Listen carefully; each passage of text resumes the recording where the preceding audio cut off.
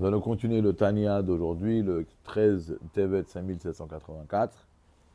Et alors, aujourd'hui, le cours est pour le mérite de Dan, Moshe Ben Chaya, Myriam et tous les soldats d'Israël, là où ils se trouvent, que Hachem les protège.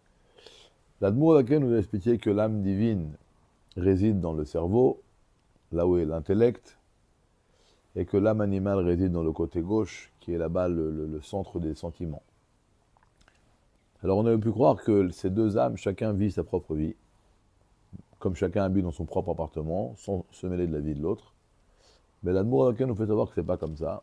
En vérité, il y a une guerre constante entre les deux âmes, et il compare cette guerre à deux rois qui bataillent entre eux, parce que chacun veut dominer une ville.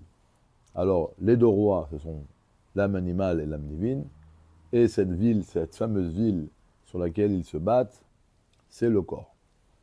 Donc le corps, il a des membres, des yeux, des oreilles, une bouche, etc., etc. Et donc il y a une guerre entre les deux âmes qui dominent les membres du corps. On a également des sentiments. Qui va dominer les sentiments? Quels vont être nos sentiments? Est-ce que ce vont être des sentiments qui vont être à l'asservi de l'âme animale ou au contraire l'âme divine? Et qu'est-ce qu'on va faire avec notre intellect? Est-ce qu'on va s'occuper pour comprendre la Torah de Dieu, méditer sur la grandeur de Dieu, et à travers cette méditation faire naître des sentiments de crainte et d'amour de Dieu, d'extase pour Dieu? Et voilà, ça c'est la guerre. C'est la guerre entre Esav et Yaakov, qui se battent l'un avec l'autre. Et le jeu, il est celui qui joue le mieux, quand il gagne, l'autre il perd.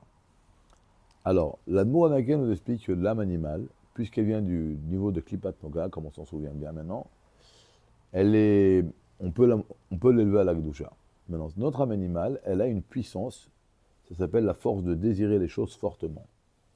Cette puissance-là de désirer les choses fortement peut être effectivement canalisée dans la Gdusha.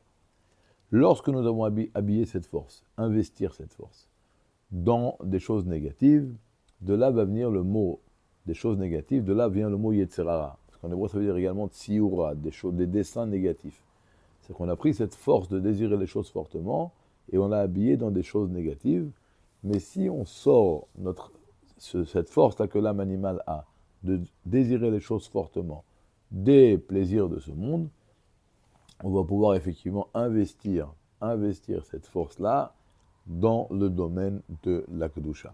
Et c'est ça qu'on dit tous les jours, tu aimeras Hachem ton Dieu de tous tes cœurs, que même le Yetzirara va prendre sa force et la mettre au service de Dieu. Alors, l'Admour Alaken dit que le rêve de l'âme divine, ce serait que tous les membres soient annulés à Dieu, d'abord par soumission, après avec propre volonté, et à un tel point qu'ils soient complètement annulés à Dieu, qu'ils deviennent comme une voiture, qu'il n'y a que le conducteur qui la conduit, et la voiture n'a aucune volonté personnelle. Bon, là, on parle d'un grand niveau, mais en tout cas, c'est ce que notre âme animale divine désirerait. Ce serait son rêve. On ne pourra peut-être pas y arriver à lui mettre son rêve en action, mais en tous les cas, il faut savoir. Elle voudrait également que, bien sûr, qu'on se serve de nos yeux et de notre bouche, ça c'est possible, on peut y arriver. Elle voudrait qu'on n'ait que des sentiments d'amour et de crainte de Dieu. On peut y arriver à un petit pourcentage. Et elle voudrait qu'on utilise notre intellect, que notre tête et notre intelligence, on va bien sûr des fois travailler avec, ramener la parnassa à nos enfants et à notre femme et à notre famille, mais quand on a du temps libre, le maximum de potentiel qu'on va utiliser, c'est pour comprendre une Gemara, ou un Mamar de Chassidut, ou un Perek Tanya, ou comment faire du bien à autre juif. Voilà, donc l'âme divine voudrait que le corps, dans toute son entité, avec tous ses 3 habits et ses 10 forces de l'âme, soit complètement utilisé pour la volonté de Dieu, comme on l'a dit, d'abord par soumission, après par acceptation volontaire, et après même par annulation totale à Kadosh Baruch Hu.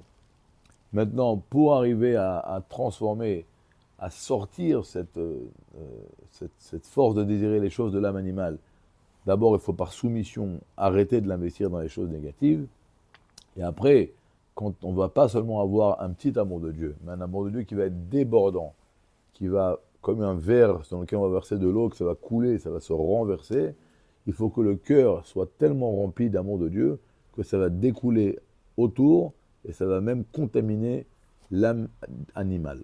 Pour arriver à ça, il faut avoir un certain niveau d'amour dont l'Admour Ken va parler demain, bien qu'a priori, c'est un niveau d'amour qui n'est pas accessible à notre niveau, on doit quand même expliquer que le Rabbi dit qu'on peut toucher un petit peu à ça, ne serait-ce qu'à un petit pourcentage.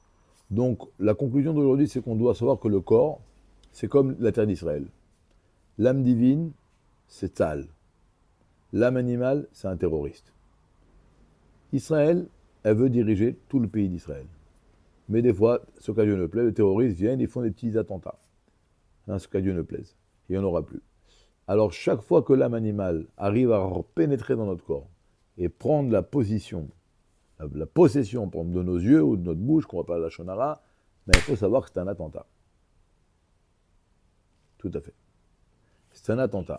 On a l'âme divine a été chassée par l'âme animale qui lui a pris sa place. Alors ce qu'on va essayer de faire aujourd'hui, c'est d'éviter le maximum d'attentats, si Dieu veut. Hein, même peut-être on va essayer un petit jour sans attentats. Jour propre. On va bien garder les frontières, et dès que quelque chose qui rentre, on saisit que c'est une barre électrique, tout de suite, on repousse l'ennemi. Aujourd'hui, tu ne rentres pas. Hachem Iten qu'on réussisse à ce combat, on a la force de faire ce combat. L'âme divine a des capacités extraordinaires. Alors une bonne journée à tous, un bon combat et une grande victoire pour nous et pour tous les soldats d'Israël, là où elles se trouvent. Amen ve Amen.